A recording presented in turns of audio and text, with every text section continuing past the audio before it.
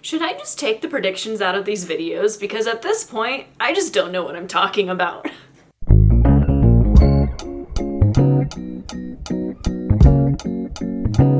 What's up guys, and welcome back to the channel, or if you're new here, welcome to the channel. And today we are discussing Demon Slayer Hashira Training Arc, Episode 5, I Even Ate Demons. And my dog has decided to come and say hello while I record this. Mika, what are you doing? Here. Up! Up! Oh!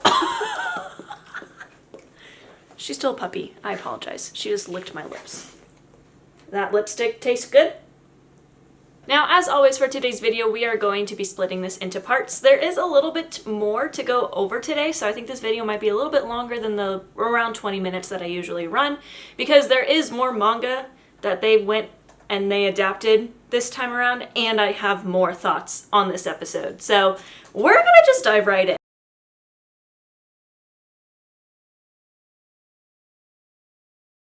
So the first thing I'm going to talk about today is I'm just going to do a quick overview of what was adapted in the manga. Now, this was actually more than the last 4 episodes. The only episode this season so far that has adapted as much manga as we got in this episode was the very first one, which of course was a double-length feature. Outside of that, this was by far the most and the least amount of anime original content. So this episode, we actually finally finished this volume 15. For those of you who don't know, volume 15 starts during the season finale of Swordsmith Village, and this is like the first page is when Hantengu had grabbed Tanjiro. Actually, no, that's not the first page. The first page is Genya throwing a tree. So that's how long we've been in this volume itself. But this episode did cover the rest of 132, finally, and then it also covered all of 133. And I will say that this one was way more page for page adapted. The only anime original scenes that we got was that opening one with the pancakes, which was really adorable, by the way. I just have to say, Tanjiro not knowing how to eat pancakes because that kid has never seen a fork and a knife. Why is it so adorable? Oh my gosh. A little tiny bit of Mitsuri's training had anime original content, which we're going to talk about in a little while. Obanai's was pretty much page for page. All of the words were exactly the same. Obanai was the first one in the manga that had multiple pages dedicated to him, and all of the dialogue was pretty much exactly the same. That scene where he got the letter from Mitsuri was adorable, but not in the manga as well. And also Tanjiro visualizing that he was in a forest instead of being inside the execution chamber was anime original as well. And then he moved on when he cut Obanai's Haori, and Tanjiro's like, I was sad that he still hated me. Yeah, Tanjiro doesn't understand why Obanai hates him so much. And then we moved into him arriving at Sanemi's place, his crow calling him a bird brain, which was really cute because he does not understand direction. Zenitsu jump scare. Oh my goodness, that was... I looked at my friend and we both were like, oh, when Zenitsu appeared on the screen. It was such a jump scare. But again, word for word, all of this was exactly the way it is in the manga. Everything with Sanemi from here on out, it's a page for page adaptation. There was not really any anime original content here. Maybe a couple extra little seconds here and there. This was all word for word. The Sanemi and Genya confrontation was also word for word. The fight that broke out was word for word. Like, there was no anime original content for the second half of this episode. There was really absolutely nothing additional. And they even adapted, like, panel for panel. Like, they did not add a lot of extra, like, animation or anything. It was very just... the panels from the manga were animated, which I know a lot of people are a little bit upset about, but I'm going to talk about that in a moment as well. We got through all of that, and then Tanjiro got scolded, got sent to Gyome, and seeing him surrounded by flames while holding logs, that was the end of the manga volume, and that was the end of the episode. So like I said, obviously the pacing has gone way up considering the last 2 episodes adapted like a page each, while this one adapted almost 2 chapters total. A lot of people did not like this. I have some thoughts regarding it, but overall, I really am happy that they got the pacing back up. I was starting to get a little bit nervous about where they were going because I still, to this day, think there's a very important scene that happens that I think the season should end on. And I was beginning to think we weren't going to get to that point. But I now feel like I can be pretty confident in saying that that's where we're going to end, which I'll talk about a little bit more later on in this video for spoiler purposes.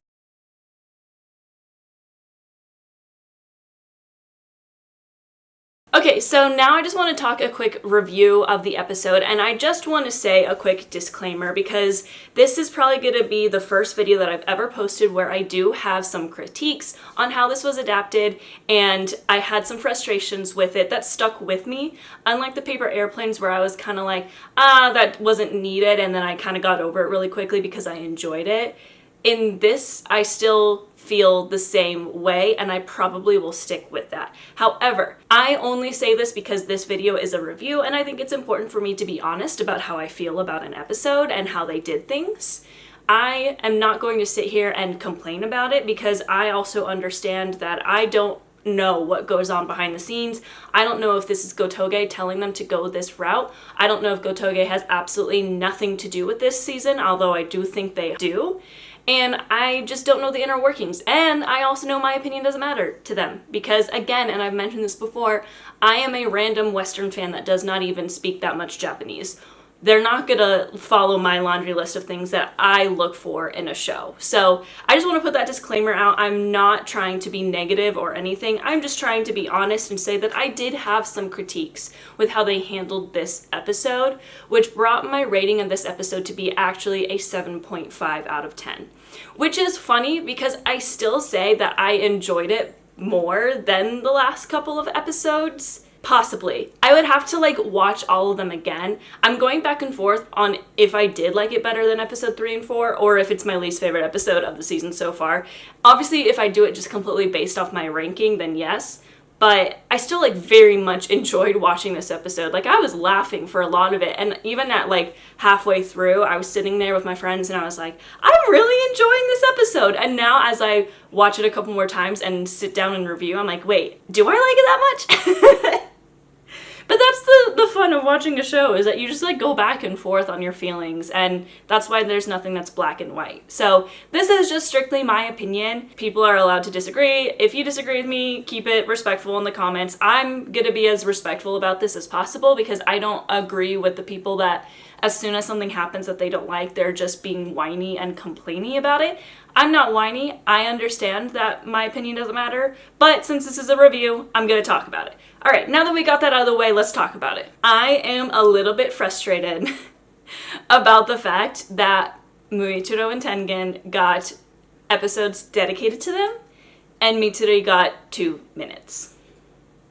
Now let me get something straight. I always felt like she did not need a whole episode because her training is not designed to need that much time because they're just doing ballet and stretching. However, I do think they could have at least given her half of the episode or a little bit more. I still to this day think they should have given Muichiro and Mitsuri 2 halves of 1 episode because what we got in the second half of the episode that just aired was really important to the story. This was outside of Gyu's backstory, the first time that we're developing the story again a little bit more outside of just kind of getting through the training and developing characters. I think the biggest thing that frustrates me about lack of Mitsuri time is the fact that yes, you could say, well, she just got a season, but then you should say the same thing about Muichiro, especially because Muichiro in Swordsmith Village was the Hashira. Mitsuri was a side character in Swordsmith Village, which isn't really Ufotable's fault. And I'm not saying that's Gotoge's fault. I just think that Mitsuri is my one character that I love and adore that I think was definitely not the most well-written character in the show, more because she just didn't get the amount of time that every other Hashira got. Consider it this way. In Swordsmith Village, Muichiro got the second half of episode 7, and it might have been a little bit more than half, I'm just saying this off of memory, the entire episode 8, and the first 2/3 of episode 9. All of that screen time was dedicated completely to him, and that is not including all of the other development with him the episodes before that. He was in almost every single episode before that in some capacity. Mitsuri was there in the first episode, did not show back up until the end of episode 4 and got like a minute in episode 5, and then was not back until the end, like the last third of episode 9, got half of episode 10, and then that's pretty much it. She got 50% maybe of the screen time that Muichiro got in Swordsmith Village, and here we are giving Muichiro an entire episode, but Mitsuri got 2 minutes. That's my only real frustration with this, because Mitsuri is such an interesting character to me. She's such a lovable character to me, and I think that we could have at least given her more time where we could have seen her working really hard outside of the training. Like, we're giving all these other characters time to do like this sparring and this side stuff. Even Tengen's getting side conversations. Mitsuri isn't. Why is that? And that just makes me wonder, like, is she hard to draw? Is the voice actor not as available? Is there someone within the staff that just doesn't like her character and it just obviously shows? I don't really know. But that was my biggest pain point of the season so far, was just how that was handled, that we got Tengen gets his own episode, Muichiro gets his own episode, and now Mitsuri is getting 2 minutes. Obanai getting like a third of the episode, I'm okay with, because Obanai is still a character that has like a lot more development down the road with the coming seasons. They don't need to add a ton of extra stuff with him because he still has that coming. Mitsuri, Muichiro, and Tengen all have already had their time to develop, so I thought that was why they were all getting so much time. But then Mitsuri didn't get time. So then I was like, okay, now I'm confused. And again, don't hear what I'm not saying. I'm not upset. I'm not, Ufotable doesn't know what they're doing, when I've been saying that Ufotable knows what they're doing this entire time. They still do. I don't know what they're doing. I personally, as a fan, don't know what they're doing. And I can make like assumptions that maybe someone like, they just don't like Mitsuri, or maybe she's hard to draw, like I just said. But anyway, that was my biggest frustration. And it sucks because this is like the first time ever that I've really had a critique about how Ufotable is adapting this. I felt like all of the critiques and the complaints during Swordsmith Village, most of them were just people being whiny and not understanding the nuances of the story. But this time I genuinely did feel pretty frustrated with how they took it. But we're gonna move on from this because the rest of the episode I really enjoyed. I freaking loved the addition of Obanai getting that letter from Mitsuri, and the way he like apparated from standing with his wooden sword, I think it's called a bokuto, and you can see like his trainees out in the distance, and he just like apparates to the letter because it's from Mitsuri, and it was so cute, and he was so excited to open it. But then when he reads that Mitsuri is like happily spending all this time with Tanjiro, and like they're getting one-on-one time, she's feeding him pancakes, and he's like shaking, and then he's like going Super Saiyan because he's so jealous of all of this time that Tanjiro is getting with his girl. I love the additions that Ufotable is adding for Obamitsu, because we got some additions in Swordsmith Village. We're getting the additions now. I think they're making it very clear that this is essentially a couple. They're just not officially dating. And I loved that he was like, and then like, come on! It was so funny. I really, really enjoyed that. And also, a side note, I think with Obanai's training, based off of this little scene that they added, I think the whole like execution chamber training was something he made specifically for Tanjiro. I think that he wasn't doing that with these slayers until Tanjiro. I think he was like, I'm gonna really mess with this kid, and that like he was the first one to get that specific type of training.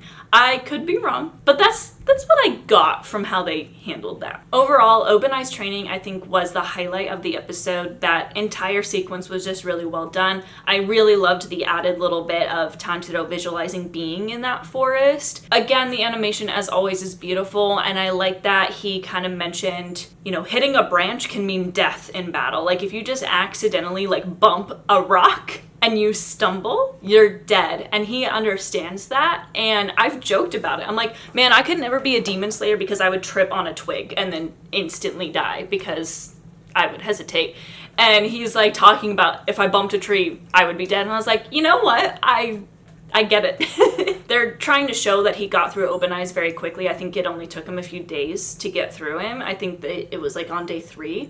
Oh, I also liked all the hot spring stuff. That was really, really cute and funny and good development.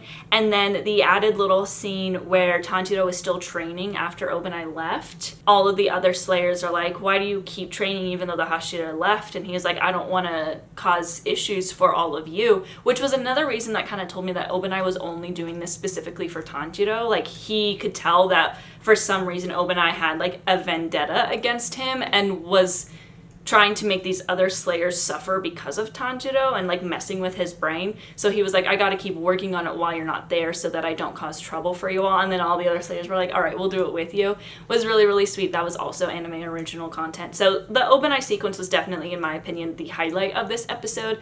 Very, very much enjoyed. Very well done overall. Little added moments here and there that were anime original, but nothing too crazy. And very, very just intentional and enjoyable. Okay, moving on to Sanemi. So I have a lot of thoughts on Sanemi as a character in general. I'm not going to dig too deep into that here because a lot of it has to do with like future development for him. And I don't want to like spend 20 extra minutes just talking about why I think he did what he did. I think that this is where Ufotable really just adapted panel for panel for panel for panel for panel from here on out. And I don't really mind that. Like, that's what most animes do, is that it's just panel, panel, panel. And this, of course, is in the story for a reason. Gotoge already wrote this, and it obviously, everything that is manga canon is going to be better than the anime canon stuff that they have been adding. Because it's written, it is done by Gotoge. Even if Gotoge has a hand in the production of this season or this anime in general, they're not physically writing the stuff that Ufotable is adding. When we get back into the roots of just following manga panels, panel for panel, I don't mind. Do I think that this scene still deserved a little bit of extra time? Not necessarily, because we get what we need from what was in the manga. There was no reason to add any flashbacks. We've already gotten Genya's backstory. We're gonna get Sanemi's backstory. There's still time to develop. We already got a lot of development. We don't need all this extra time when the content is as good as it is in the manga. Those previous episodes where they added all this stuff, they simply added it because there was nothing there. It was literally like 2 panels. We saw Tanjiro arrive. We saw him leave. We filled time by adding some character interaction and a little bit of sparring here and there that was fun and all that kind of stuff. But when we get deeper into the story like this, where we're just getting the development that's already in the manga, there's not really, in my opinion, a reason to add here. So I didn't mind that this didn't have any added anime original content because it didn't need it. The only critique I had was with Mitsuri, and we're past that. So yeah. I am seeing a lot of people critique the fist fight choreography because it was like kind of freeze frame and it wasn't anything special. They definitely did not put much effort into like making it look Demon Slayer-esque fight. However, I think a lot of people that are complaining about this don't understand that this fist fight is not designed for us to be, we are supposed to feel uncomfortable because that is a 21-year-old grown-ass man attacking a 16-year-old because he defended his friend from getting physically harmed. Now, again, I could go very, very deep into Sanemi's character, and I probably will in a video dedicated to him. However, I love Sanemi as a character.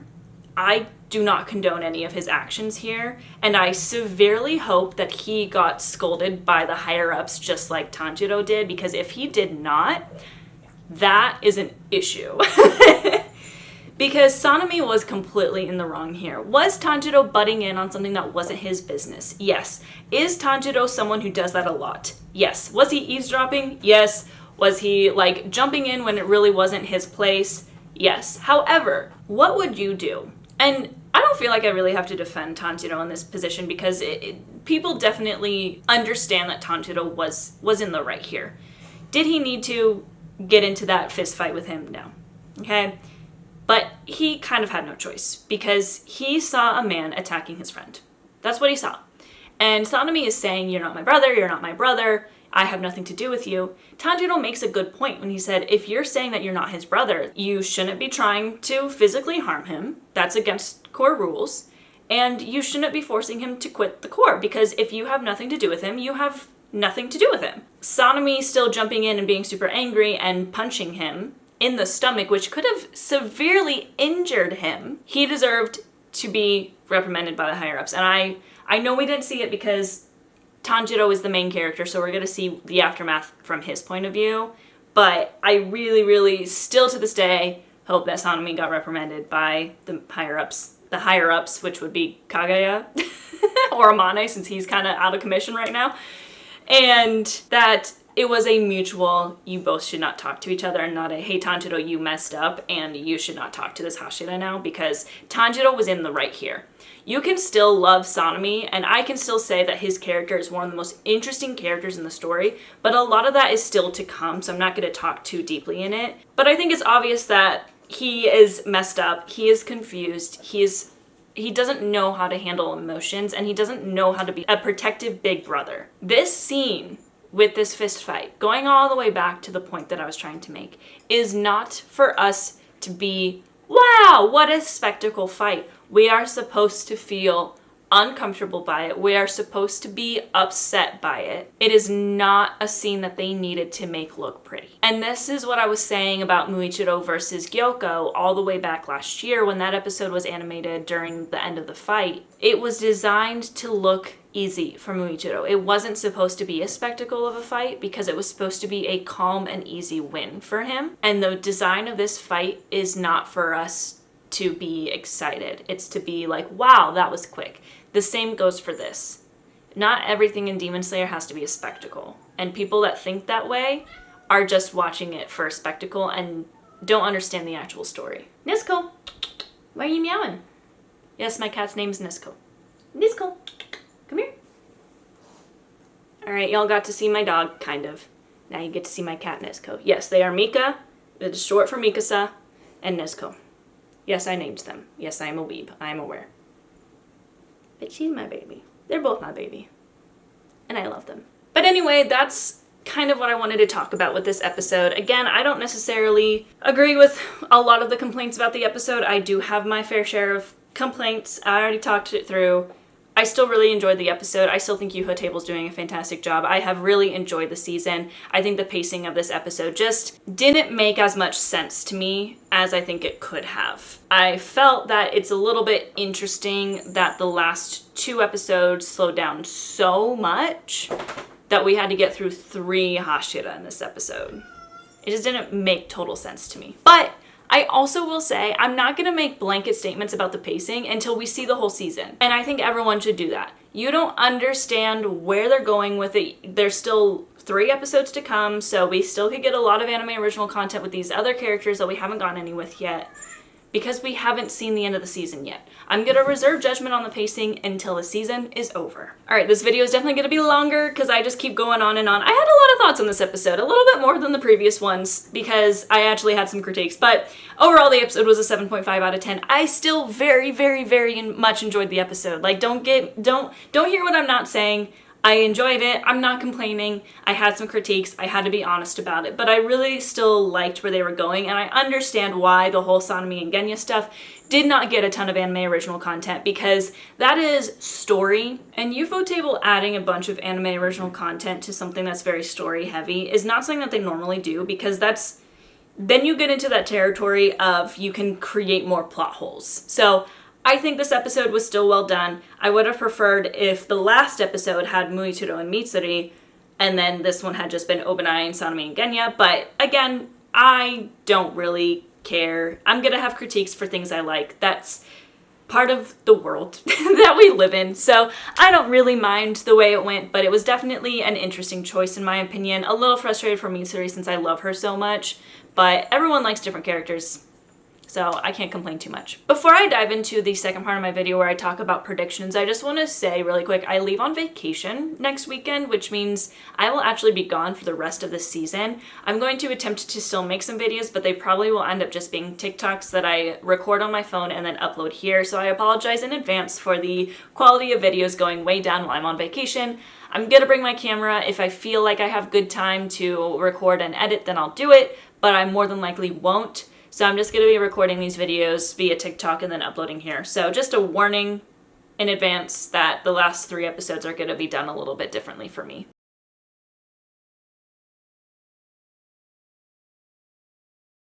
I'm going to split these predictions into 2 since we only have 3 episodes left. I actually want to talk a little bit about my predictions for the rest of the season as a whole now that the pacing has completely changed, but I'm also going to talk about my predictions for the next episode. So the predictions for the next episode is it's going to be dedicated to Gyome. It is obviously just going to be a Gyome episode. Gyome's training is the thing that takes by far the longest time in this season, and he also is going to be getting some backstory. So Gyome's training starts from chapter 134, and then there's a lot of development here. We also get some more Nakime and Muzan stuff in this chapter, which is interesting. Gyome's backstory is in 135, so I would assume it's probably gonna end there. Because the end of 135 is after Gyome goes through his backstory, he tells Tanjiro that his training with him is complete. So I feel like it makes sense because Gyome has so much more content in the manga. They're not gonna add a lot more anime original content. There will still be added here and there, small moments. I'm sure they like to do with backstories and that sort of thing.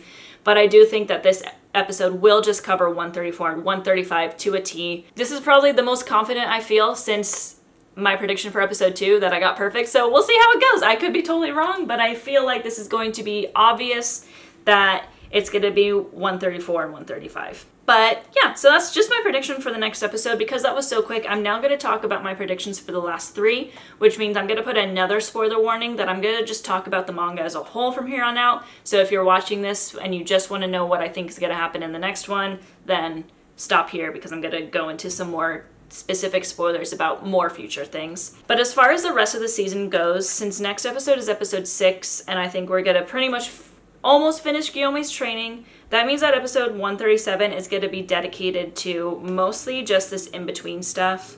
Genya and Tanjiro talking to each other, Zenitsu's sudden change in his, personality, which we all, I won't get into details as to why that happens. And then we see Sanemi and Genya sparring. I think they might add some here. I think that this is when we could definitely see maybe some additional time with Shinobu, Kanao, and Tamayo. I think they could definitely add some stuff here. There's just some fluff here with Gyu and Tanjiro after this sparring. They kind of hang out, blah, blah, blah, blah, blah. And then that's when Muzan shows up. Do I think that episode 7's going to end with Muzan showing up? I think yes. And then episode 8 will be completely dedicated to that conversation that they're going to spend a lot of time on.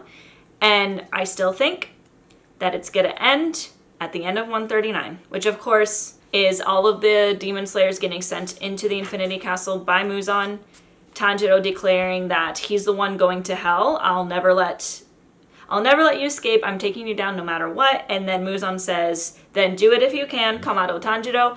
I think that's the end of the season. I predicted this a while ago, I think with the pacing of this most recent episode, I think we're back on track to getting there. But those are my predictions. This video definitely turned out a little bit differently than the last ones because I had a lot more thoughts. I hope you enjoyed this video, however. If you like this video, don't forget to like this video and also subscribe to my channel. I post new videos every Monday and Thursday, and Mondays right now are reserved, of course, for recaps and reviews of the most recent episode. You can also turn on the notifications so you get notified whenever I post a new video. And follow me on all my socials. I am at Looking Nerdy on Instagram, X, and TikTok. And with that, thank you so much for watching. Jane!